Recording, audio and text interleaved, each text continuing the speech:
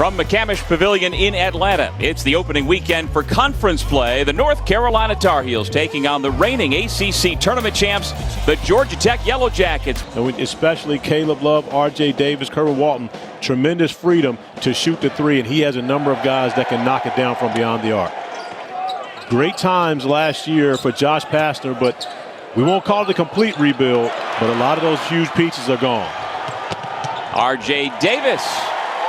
First year he really hasn't split time with someone. Of course, Garrison Brooks for the first 2 years, and then you had Davron Sharp, Walker Kessler on the team a year ago. Now he's getting the bulk of the minutes at the center position, and he's an energy guy. He's someone you want to reward when he's running the floor, because Jordan Usher seeks out and hunts for dunks. Well, that's one thing we're seeing out of Caleb Love this year. What Josh Pastner told us when we spoke yesterday, that he said, we've succeeded as a program at five-star player development. DeVoe, much like Moses Wright and Jose Alvarado before. And this is Walton with the basketball in those Carolina blue iconic uniforms. Manick, shovel pass, comes through somehow to Baycott. Whose uniform is that? I'm not a uniform number guy, but it's got to be Kenny Anderson.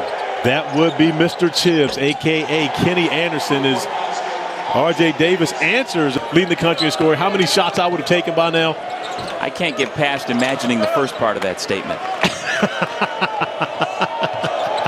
But no, you were not shy. You'd be getting up your shots one way or the other. Brady Manick with the layup.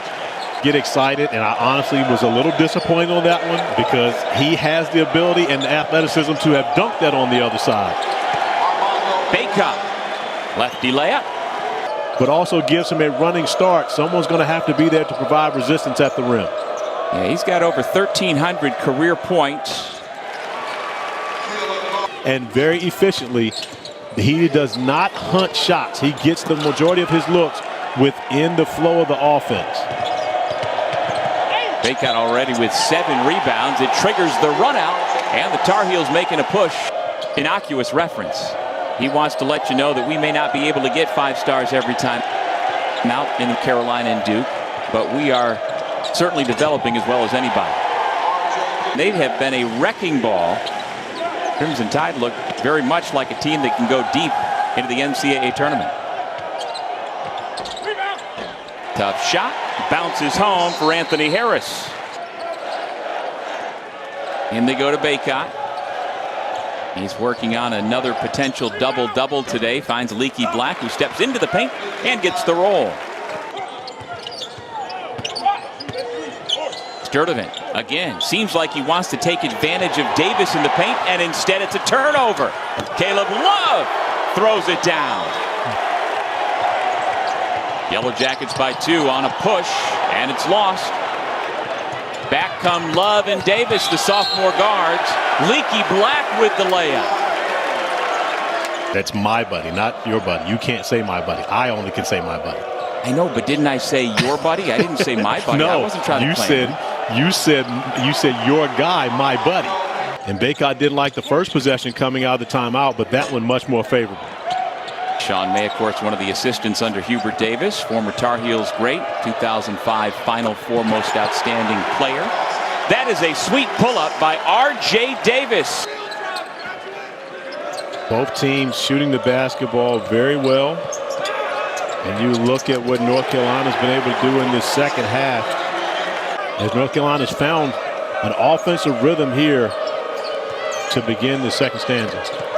Yeah, Carolina's had a 7-0 run, a pair of 8-0 runs. Now it's a 10-0 run, and this is the largest lead of the afternoon for the Tar Heels after the slam dunk by Armando Baycott.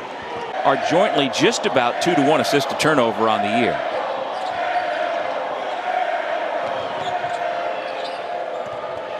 Manick inside. Baycott with the reverse.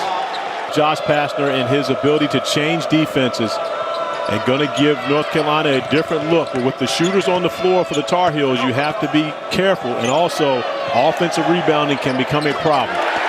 Well, that's a great job by Baycott to put the ball on the floor. Out in Napa, California. But as we talked about in the first half, he is from the Republic of Georgia. Sophomore takes a seat on the baseline out of bounds. Easy layup for Brady Manick. With Just recklessness, oftentimes not recognizing a defender stepping up, picking up the offensive fouls at a time where he has a teammate open, forcing him to give the basketball up to make someone else, Georgia Tech, beat them. Baycott works quickly, kicks it back out, give him another assist, and give 3 more points to R.J. Davis. And back out front to R.J. Davis, 6:45 on the clock, under 10 seconds on the shot clock. Caleb Love, not shy, buries it. I guess I never thought about it.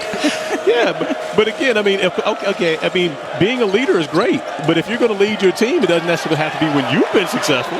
It's when the team has been successful. Conversation with during the game that we're willing to have to talk. Down to 3 on the shot clock. Caleb Love draws contact, no call. Brady Manick sticks it back in. That's fair. When you're a basketball player, you're on the court. One thing's for certain is you recognize that the hardest job in the game is not shooting the 3 in the corner by Brady Manick. He does that easily, turning into points on the other end of the floor, allowing the Rambling Wreck to cut this lead back to 13. Here's R.J. Davis. Little hesitation, tough floater. Good. And both very good free throw shooters, which makes you hard to beat in close games. No doubt, both shooting the basketball from the floor so much better this year. It really is something. As it just continues, Love gets to the basket for 2 more.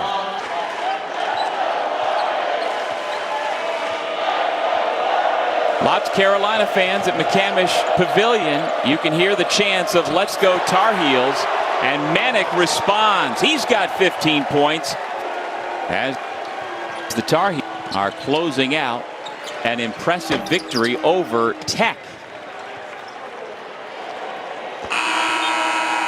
That'll do it. 79-62. Hubert Davis's club improves to 6-2 overall, now 1-0 in ACC play.